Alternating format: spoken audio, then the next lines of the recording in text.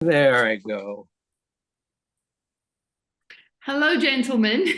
Brian, I'm going to let you do the honors of introducing everybody. Well, thank you, Haley. We have back with us Toby Johnson, who is a prolific writer. His newest book, I think it's the newest book, is Gay Spirituality. Toby was with us once before. Toby worked with Joseph Campbell and was influenced by Joseph Campbell's work. Michael Vita was on one of the most fun episodes we had. We all laughed a lot. And Michael spent 30 years, Haley, on Broadway, singing and dancing, and he models for me one of the best ways to age. He just does it with gratitude and openness, and he's one of the most prolific readers that I've ever met. And of course, Haley Evans is our clairvoyant, Claire everything. Akira. Yeah, guide, spiritual guide, former Wall Street person from Zimbabwe, where she grew up. And I think you were born in the US, though, were I you was not? born in the US, yeah. Yeah, yeah. So we the conversation, if I could just start it, and then we can go in all different directions. Michael told me that he and Toby had a conversation about is growing up gay, are the impediments make it more difficult to grab the brass ring? And the brass ring for me has always meant it's a metaphor for having finally got it. You know, it all came together. You got the top prize. And Michael said that Toby responded, being gay is the brass ring, which I readily identified with. But I'd love to know from you how would you define the brass ring? Have you heard that expression before, Haley? I have heard it before, and more from a corporate perspective, it being a reward for your Mhm. loyalty, for your dedication. So and it is sort of that top level, like you got that just before you retired kind of thing. I thought that was a gold watch. Watch. It was kind of like the gold watch, kind of like you got the brass ring. It was that acknowledgement, that reward. Okay, But for me, it's always been something that's been given from outside, not necessarily something that's more internal. that's great. So for you, it was reaching for something rather than having the brass ring be Yeah, and it yourself. was somebody had to acknowledge that I had earned it. Yeah, yeah, that's good. Toby, Michael, what do you think about that? Well, first of all, I'd like to thank Brian and Haley and Toby for participating in this. Um, this started, I have been wanting to talk about this for many I don't want to say months, a long time. And I expressed the thought at lunch with a friend who was quite a successful businessman. And he said, I know exactly what you mean. And I thought, oh, well, this is a topic that I'd really like to discuss. So I sent it to Toby because Toby and I have become this kind of spiritual friends. It's friends in spirituality. And he responded as Brian said, and I have found in my life that being gay has been an, an interruption of reaching for a brass ring. And I have three incidences that will explain that. And I also have another experience that negates it. So if nobody else wants anything to say, I'll tell you those things. Would Tell you us first say what you mean by brass ring? Me? We started that before we started recording. Oh, well, being on the reaching merry-go-round. for the brass ring as a gay man is acceptance, is arriving, is equality, being in equally, is worthiness.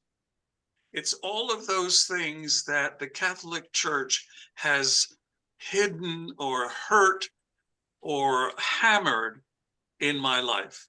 And I don't know if anybody else is affected by it, but it seems that other people are.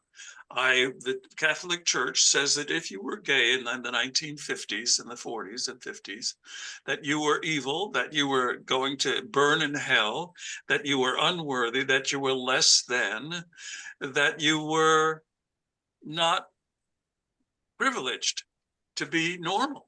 You were not normal. And so that has affected my core.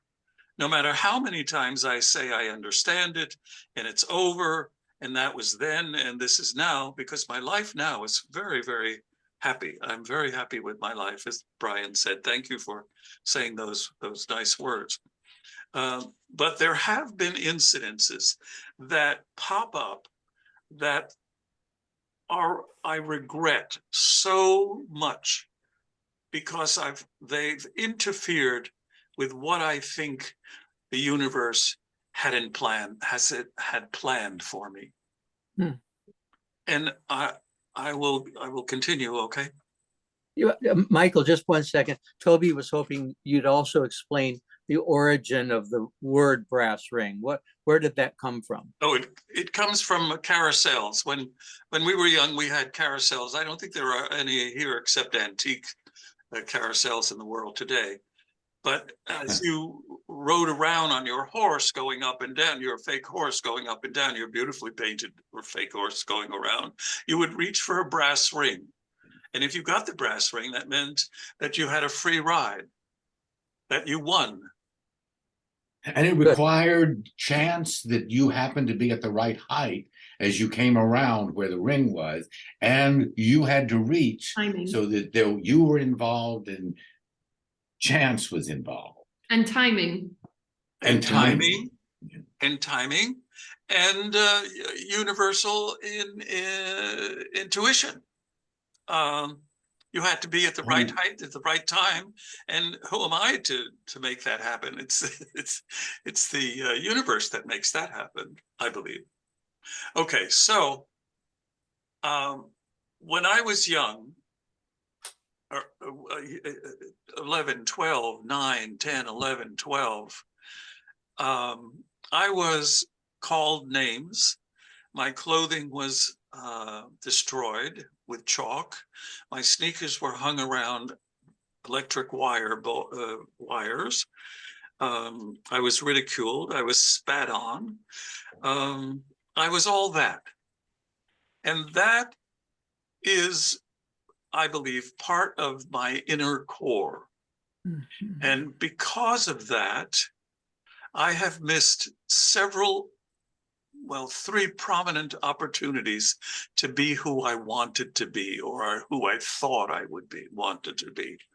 The first one was I was 16 years old. Well, when I entered high school, I entered a professional high school, so I was out.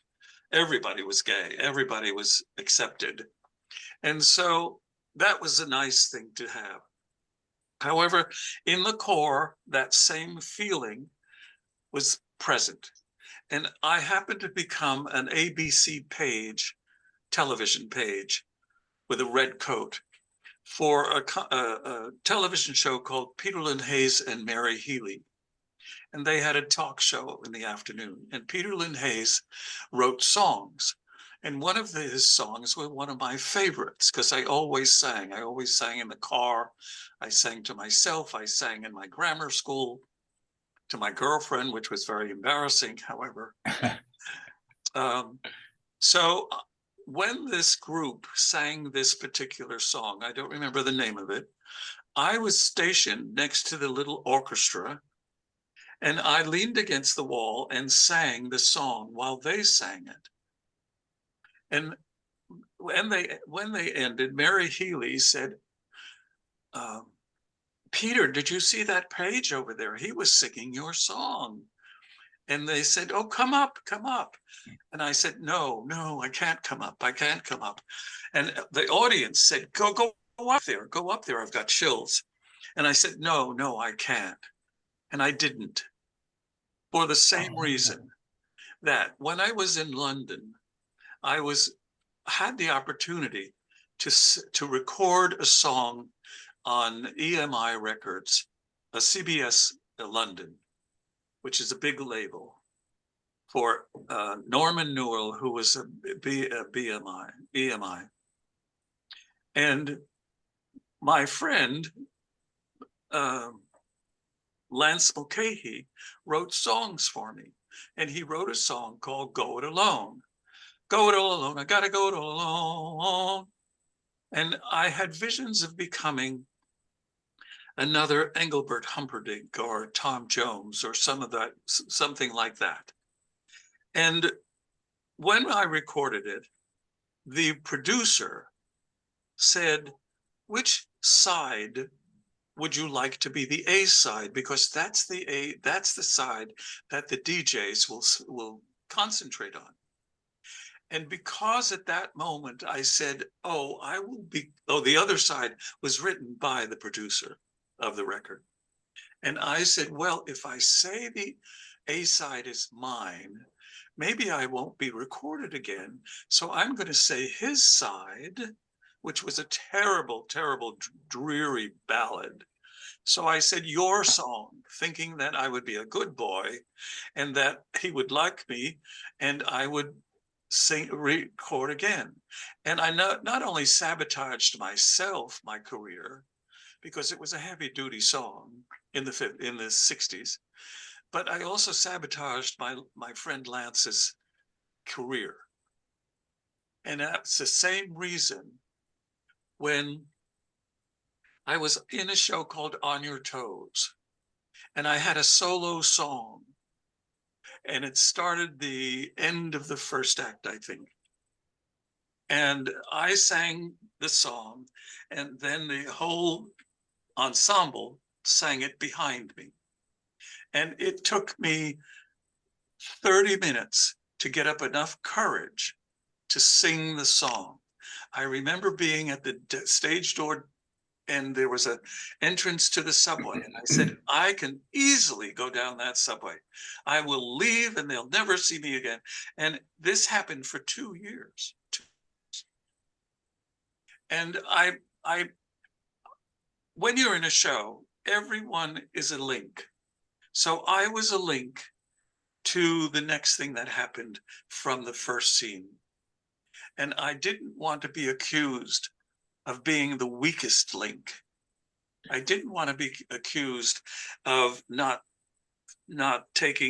choosing my producer's side.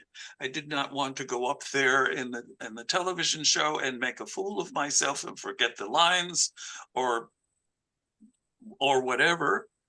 Or I didn't want to make a mistake in the song, because that would be the weakest link.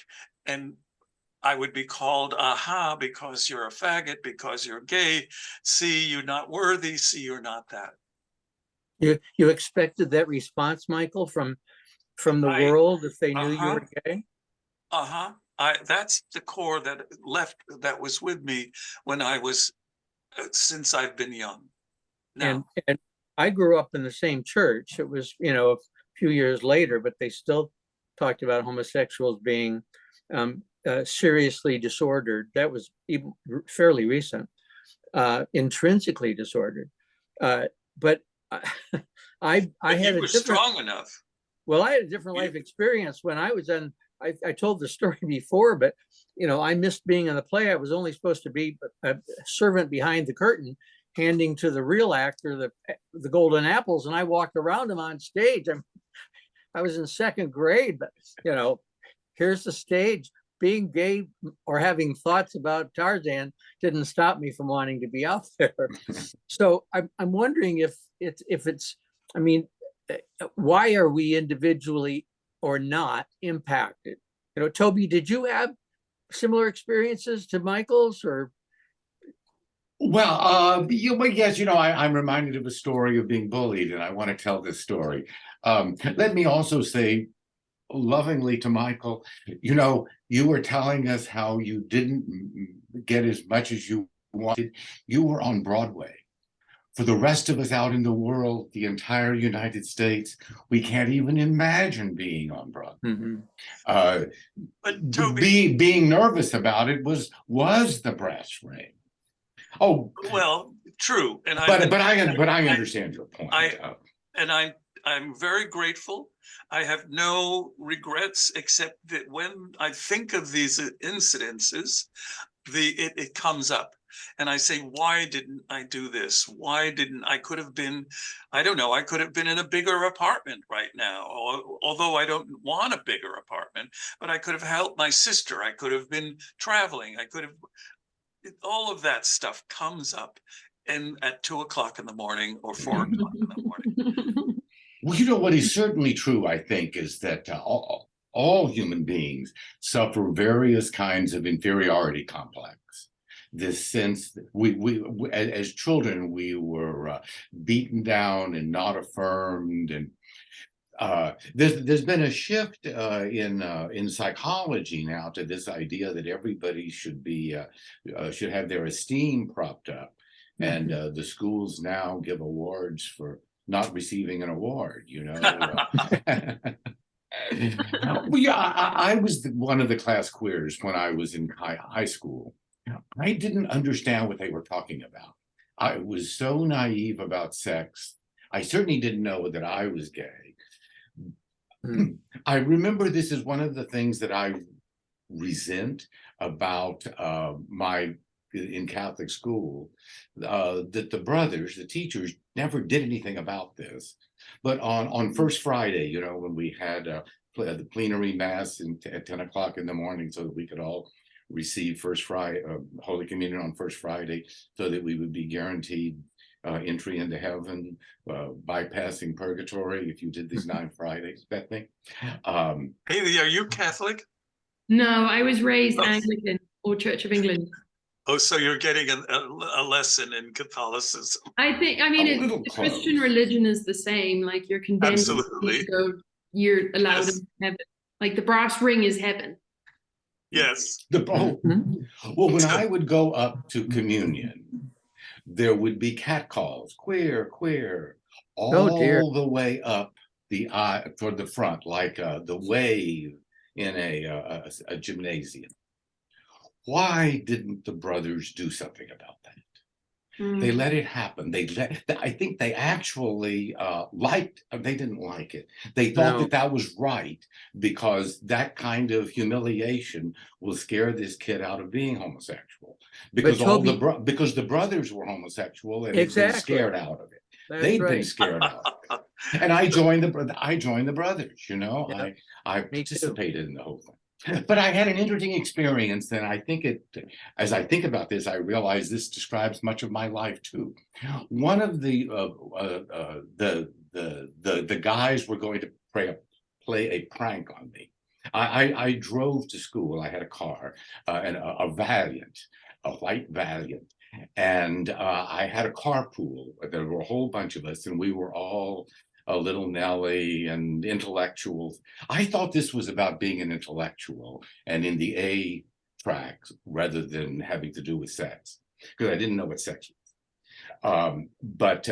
So one day we came out at the end of school, and the car was having a hard time starting. The engine wasn't working right. And all the guys were standing around watching us as though waiting for something. And nothing happened, but the car, and all we could do was continue to drive out with the engine missing every other beat. The idea was, we better get out of here.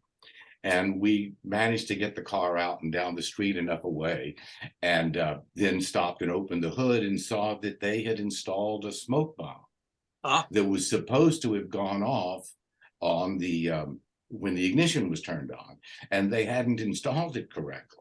So it didn't go off, and the prank all sort of collapsed for them, and we managed to get on through. And I see that that's what's happened much of my life.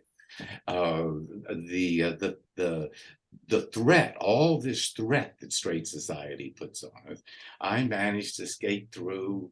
I think damaged by it. I certainly think my sense of entitlement for success was damaged. And You didn't it get the wasn't brass that ring? I didn't think I was worthy, but then what I learned was to reinterpret that, for better or worse, into Catholic mystical theology, and understanding this as the way of purgation. And the way of purgation is the second stage on the way to illumination. And John of the Cross became my hero, and always choose the least for yourself and give the best to others. And that was choosing the best. The brass ring turned out to be to give it up. And that's the real way to win. And Hayley, what you think? that turns good, but that was also, in terms of emotional fulfillment, I agree. That's exactly what Michael is saying, isn't it? Well, it wasn't necessarily the brass ring for myself. It was the brass ring to get to something more than I thought I had, because I would be able to help my family. My father was very successful, and he got sick, and we went to nothing.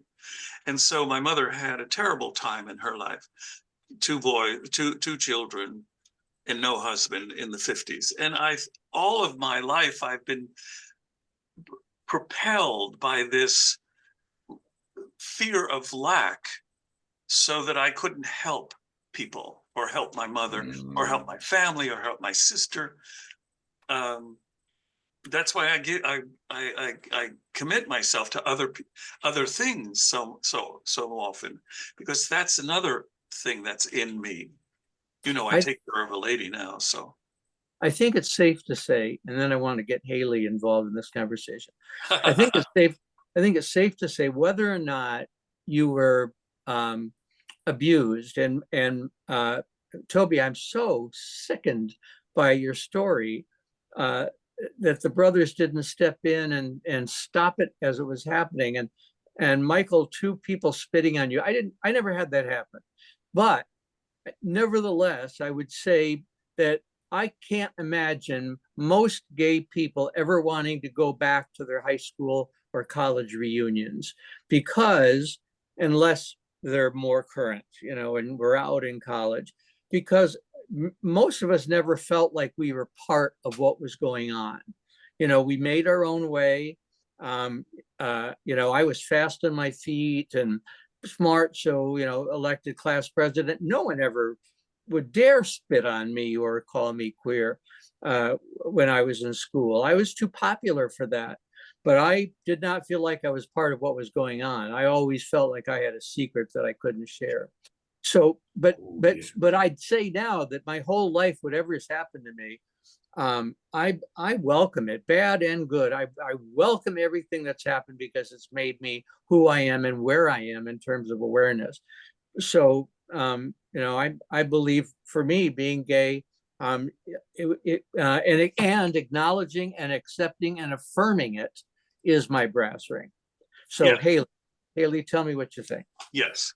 Well, really, I suppose it's the same as being overweight, and an overweight person and being embarrassed of their weight, no, or women who are constantly put down for hundreds of reasons. Let's hundreds of reasons, and I think it's important to realize that whatever the reason is, it doesn't invalidate the unique experience. Right. I like men, so we all have that in common. I'm an outlier. I grew up very different from everybody else. I was bullied. I was almost drowned in a pool. The teachers didn't do anything. I was always the one that was causing the trouble. And every time I tried to get help, it was always like, well, you stop doing this. So, I experienced at a very early age, you can't count on anybody. Nobody's coming to help you. You're on your own, kid. Suck it up, move on. And I think, had I had another level of possibly being lesbian, that would have made it worse or harder than it already was. So I very much appreciate that no matter how unique or hard the experience was, there were people that had it harder and had a tougher time. When I look back and look at my life and kind of have those moments, those life review moments when you're like, damn, if I could have just gone for it. I had the feeling at the time, go for it, but I squashed it. I'm always reminded that hindsight is an illusion. It's not true. We have to trust ourselves first, that we make the best decision at the moment, given the information that we have. And I think, you know, similar to you, Michael, I didn't take those chances because I didn't feel safe. Yes, I didn't feel safe. And had I taken those chances, goodness knows what kind of mental basket case I would have been. You know, pushing myself into something that I didn't feel safe into. Hey, Hayley, I'm always amazed at your answers, because my justification for not being a rock and roll singer in the 60s was that I would probably have been drowned in drugs. You know, I say this all the time. It always amazes me that there's a unique chord in survivors, and I consider it resilience. And you know, it's that resilience that stops some of us from being in a ditch in drugs and addict and drowning in drugs and everything else, and being sort of what we consider productive members of society, wanting to give. And I think that's the brass ring, the resilience. To go on. To get up and say, this sucks, I'm going to do better.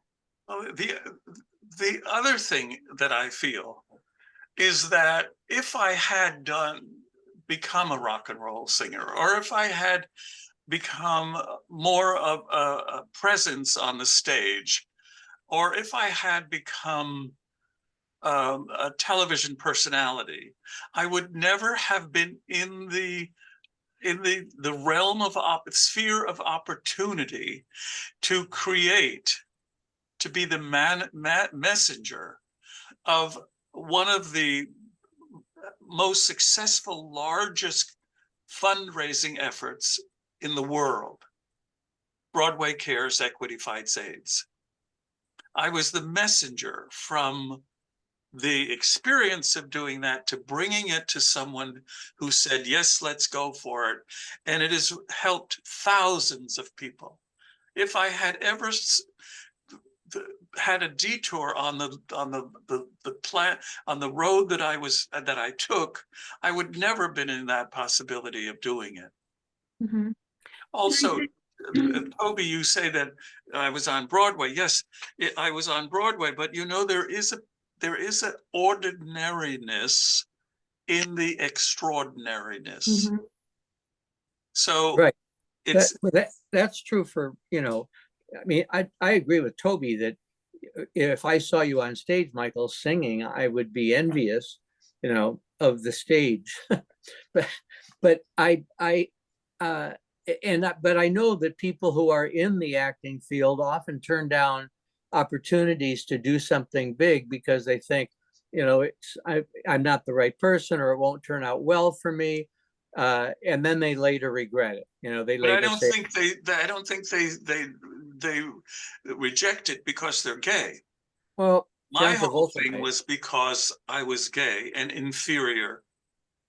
Yeah. The only time, Brian, the only time that I really felt like a human being, a whole human being, was I had an opportunity to sing at the White House. And it was pouring rain, and we were in tuxedos and gowns. There were 2 boys and 2 girls, and a piano player. And we were in this large limousine, black limousine. And we pull up to the White House where those black gates were. And of course, everybody had to have a background check. And so they kept us there for what seemed like, you know, half hour, but it probably was only 10 minutes. And I'm in the back listening to this rain going, oh, I'm going to be rejected. I'm going to be rejected. I'm going to be rejected. And when the gates slowly opened up, I felt look, I feel it now. I felt accepted. I felt worthy. I felt like an American citizen. And Hmm. that is, look at me. I look at me. It's with me, that feeling of, I don't know, it just,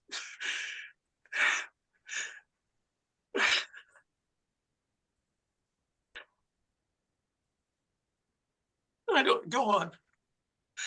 Well, so Toby, help me with this one, because I'm feeling like an outlier right now, because bad things happen to me, and they happened to me because I was gay, but I didn't ever feel like I had to turn stuff down because I was gay. And looking back at my life right now, some people may say, well, you're looking at your life through rose-colored glasses, because you're not really seriously accepting how damaged you were by the experience of other gay people putting your picture on trees in the Boston Common, saying, Brian McNaught invite you to a public orgy.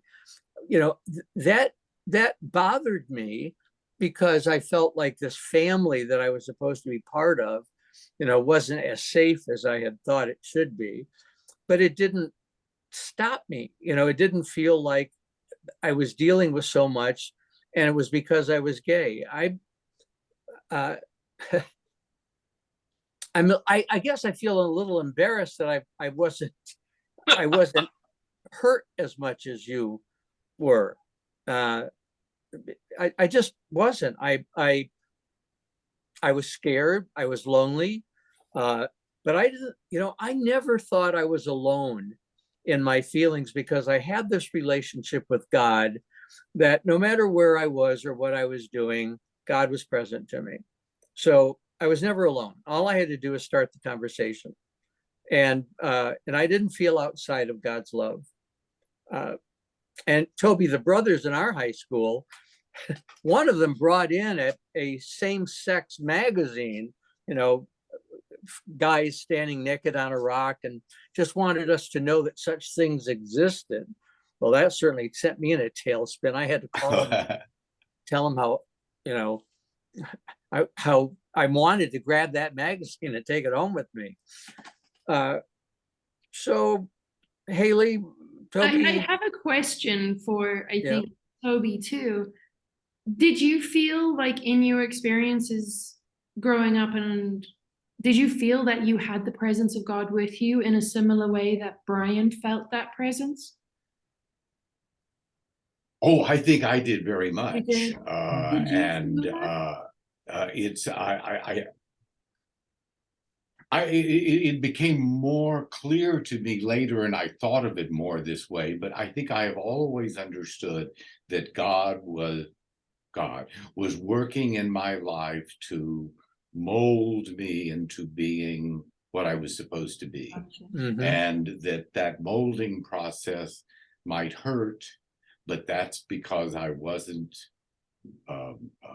bending to the blade or something, right? And that the way to go through it. And I think that actually is a very good way to understand life, and I think that's what's actually happening.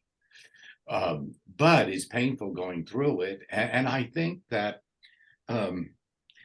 part of the churches in Christianity, Christianity crucifies its God, and we are shown that pain is the way God shows his love. I think I mean, look at the damage that is done to the human race. We think that torture is a normal part of life. As you would think, wouldn't you, that the first doctrine of Christianity, first commandment of Christianity is no more torture, no more torture, No more punishment. and instead they went into the business. And well, anyway,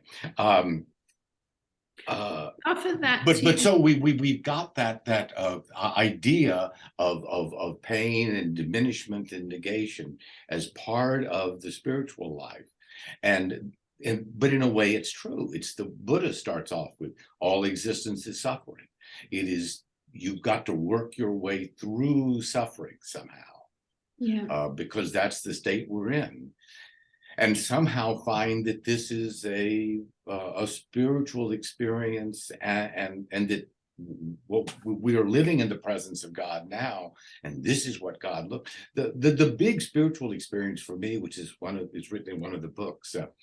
Well, I'll come back to that. I want to just talk about my titles. Was this realization that what we are experiencing all the time is the face of God. Mhm. This is God. God isn't outside there manipulating what's going on. That God doesn't exist, and that's the God that you pray to make the stock market go up, or cause your Beat date Notre to Dame. ask for the second date. But we are really in some kind of a magical consciousness, and we're supposed to recognize what that deep consciousness is.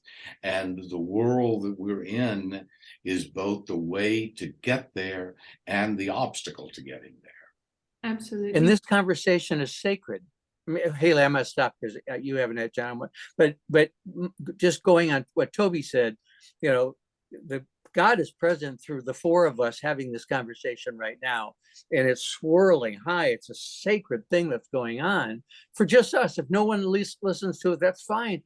The four of us are having this incredible conversation about our life experiences and the impediments that we face and how we each handle them and why. So now, Hayley. I wanted to ask Michael if you felt that God was with you as you were going through those experiences, or was there a point in time where you started to accept that God was with you, or within you would be a better way of saying it? I wanted to be a priest when I was young. So I felt very close to God. When I was in Sunday school, the nun asked me to kneel in front of a blackboard and be Christ while the others were taught whatever she was teaching. And I can remember looking at the blackness, saying, "That's my kingdom. I am God. I am Jesus." However, I think the way you just described, Toby, that everything had a reason, and that God lives through me. Since I've been retired, and since I've gotten with Eric Holmes' Science of Mind, because that has helped me greatly to accept and to be grateful for what it is now. I mean, I look at you and I think you're a miracle. I look at you, Hayley, I think we're miracles. Look at what's going through our bodies. So I've only had that acceptance, that real acceptance. And I'm sorry, Brian, but I don't like praying to something outside of me. And I will never talk to you about that. Well, I'll never talk to you again. So, so just one a of the few more minutes. Hayley and I, when we had our first conversation, and a mutual friend set it up, paid for it because he thought we should talk. Yes. Hayley said to me that my spirit guide was Francis of Assisi. And today in the gay community, people are hungry for role models, and I think that what the nuns did for me at an early age was provide role models of the saints, and we heard saint stories. So we and some of them, I know some of the stories aren't real, but the Francis of Assisi, Jesus was real. And so I felt like if other people did these things at some point, I could do them too. Jesus, the Sermon on the Mount, that was a really clear guide to how one was supposed to behave in life. And it took the guesswork out of it. That's the kind of guide. Michael, I don't pray outside. I pray with it, not to it, right? I marvel at the clouds and see the God in the clouds, right? This is heaven. I see heaven. Mm-hmm. I'm allowing it to be heaven. And this is a natural maturation of the spiritual life. We start off as children. As children, we learned about Santa Claus. And you know, and at first we believed that Santa Claus really was, and our parents did things like leave traces of Santa Claus on the roof, so that there was we'd really believe it. And then a little later, you realize that there is no Santa Claus, that this is your parents actually doing it, and there's a little bit of disillusionment. And then a little bit later, you realize, oh, yes, Virginia, there is a Santa Claus. He lives in the hearts of men. It occurred to me last week that there is a certain period towards the end of the year, like now, when everybody goes out shopping and they're buying gifts and people are asking for money and people are giving money. And apparently, as we approach the December solstice, we start feeling this desire to be giving and loving. That is Santa Claus. There is a spirit that moves around the earth, and that was what Santa Claus was. And Santa Claus really does exist. Yes. And Brian, what I said to you many times is that you are my guide, your guidance for me, how you, I was going to say manipulate your life, how you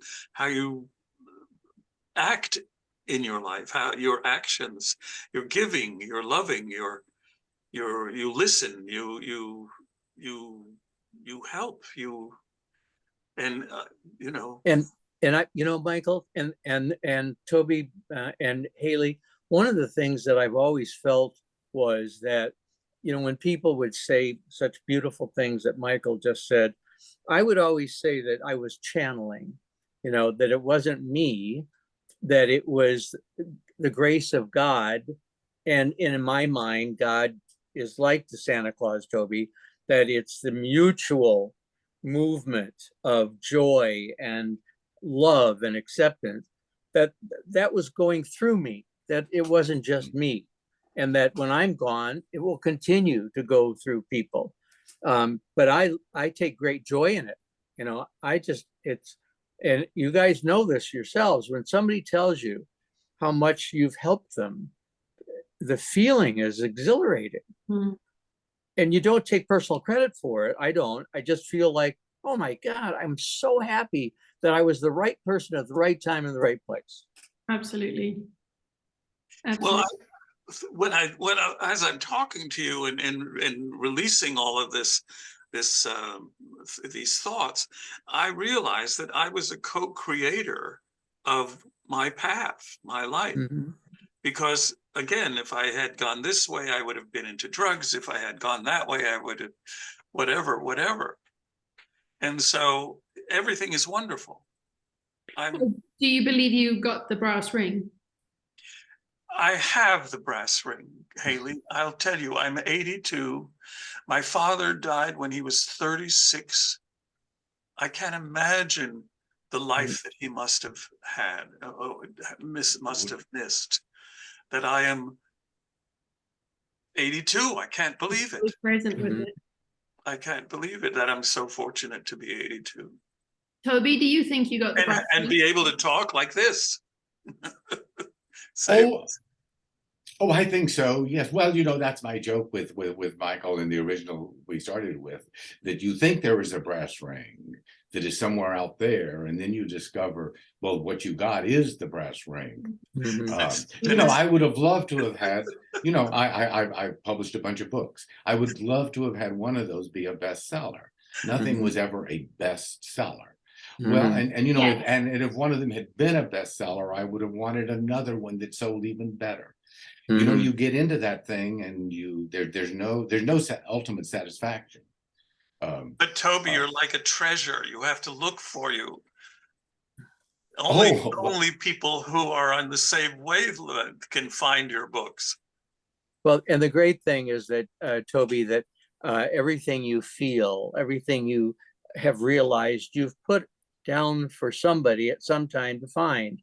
That when your body gives out, all the things that you've learned, they're still there. They're still accessible. And that's a great feeling. You know, my bestseller, you know, I just published my 13th book. My bestseller was my first one, you know, and that's hard when everyone says, and you just won an award. Well, the the children's Animation. story was, yeah, the children's story was made into an animated movie that won an award at the Toronto Film Festival. But I don't, the brass ring is, you have to decide for yourself that you already got it, and you hold on to it with gratitude. Gratitude. That you live your life with gratitude. You have enough.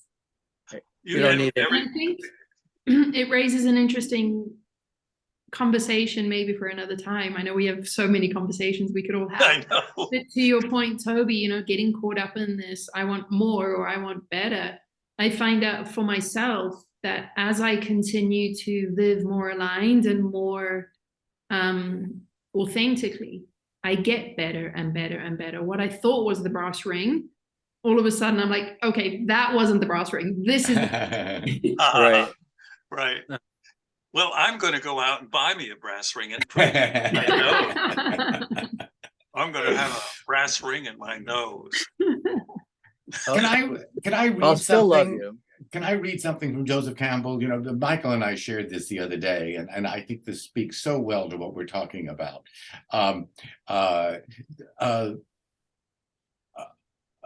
So may I just read this? Yes, please. This is Joseph Campbell. I'm quoting Joseph Campbell.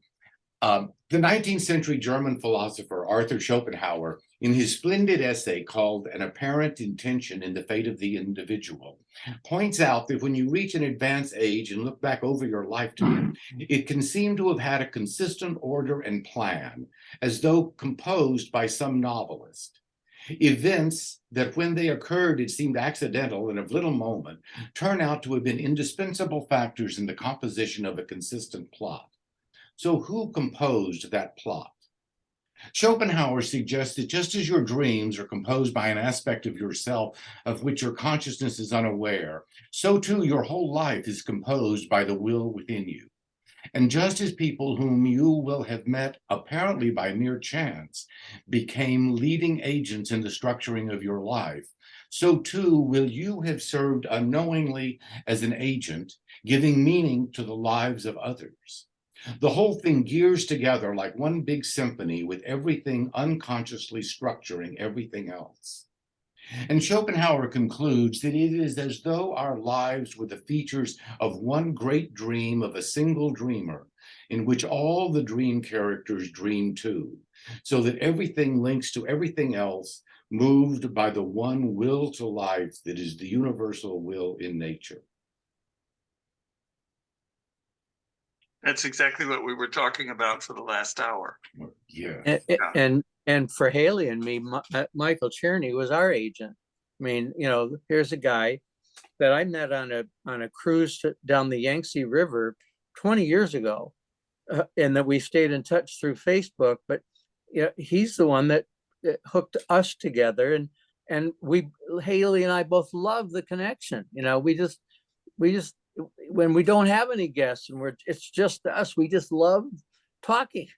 It's a highlight of the week. So, we are agents. We're agents, and I think we can possibly all agree that the best things that came into our life, the best experiences, were the ones where we got out of the way. We didn't try and force it or manipulate it or overthink it. It was just these wonderful things where didn't see that coming. I call that living in this. Oh, go ahead, Toby. Oh, no, go ahead. I call that living in the state of grace. Absolutely. No obstacles, no objections. And Hayley, I think what we're doing and what I've listened to others that you and Brian have done are part of the miracle. And I think you are your own brass ring. Absolutely. Yep. I think, and too, what you were just speaking of, Toby, our lives were written by the greatest of writers, ourselves. And we need to trust that, we need to trust that when I'm too afraid to do something, trust that it's not the right time. And I think, a lot of that trust in our own story, our own path, is realizing that was truly meant for us will never pass us by. And I say yes to the universe. If the universe offers you an opportunity to do something say something, be somebody, say yes, yes, yes, yes. And that's creating your choices, create your story, right? And your story is the agent in other people's lives, right? So, and that's why, I swear to God, I could die today a really happy person who felt that he lived a full life. I don't know how long I'm going to live, and I don't know what else I'll do in life that's of any meaning to other people, but I just love my life. I love my relationships to people, to all of you, to God, to the trees, to the clouds. I love it. I feel like I'm in heaven. Gratitude turns everything into more than enough. Mm-hmm. One of the things one of my principles is that the secret of all spirituality is to see heaven, that we are living in heaven now. We are This the is creative. heaven now. And that's hard. And it requires a kind of a conversion of judgment and letting go of expectations and demands and all that. But it's just there. It's coming at us, and it's wonderful. Mm-hmm.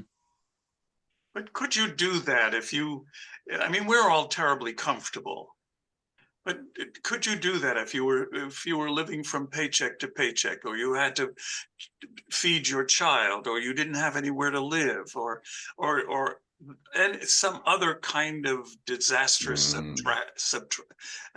abstraction is in your life?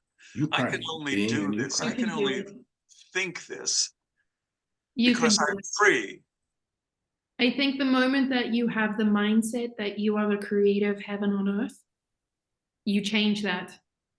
And that's been my personal experience. Brian knows the story where I had 0 money and 1 apple left. Mm-hmm. And I had $0. I was living in Mexico. I couldn't even buy water, so I was drinking tap water. And it was that moment where I was like, you just got to trust now. What have you got to do? And the minute that I gave up and was just like, go with this, within 2 hours, a client called and paid a full session. And to this day, that's the Apple story. Mm-hmm. Also the story how, I had many conversations with God, who at that time I was like, is out there in this controlling factor. I had many conversations with him, and I was just like, dude, I live in Mexico. I can't drink the tap water. And everyone was like, drink the tap water, bless it. And I was like, I know, but this is Mexico. Mm-hmm. That's what I did. I blessed the water, and for 5 days I drank tap water that I blessed. And I've never been sick. Mm-hmm. And I think anybody can do it. We have that free will to choose our mindset. And it's hard. It's not easy. That's why they call it a spiritual practice. Yeah. The minute that you have enough, and it clicks over and things change. Mm-hmm. Well, I have a sign here that I look at. It says, let go, let God, let be. Oops. And that's difficult to let be. I tell people, let go, let Brian. No, you don't. I'm in charge. And that in that saying, let God, it's basically saying, let me do it. Let your higher self, your intuition do it. That's the writer.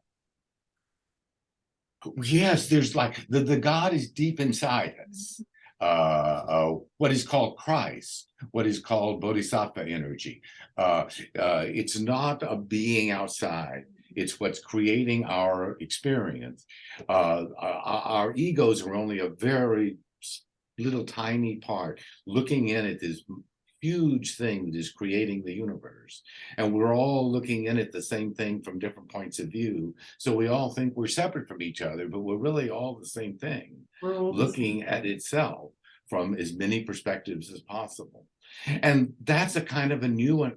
Well, that is what religion has always been about, and it's always been the secret.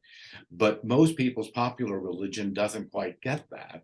And they tend to think, but if I say I believe in Jesus and insist that Jesus is the savior of the world, that will save me, as opposed to saying I am Jesus and I need to behave like Jesus. Exactly. Although that's what they all want. That's all what they all want. It's It a was- nice amount of work, though. You know, it can feel like a burden to take on that responsibility and that accountability of being the best possible version of yourself and showing up as that every single day. I was having a conversation just the other day because many people like don't believe that I actually do what I say.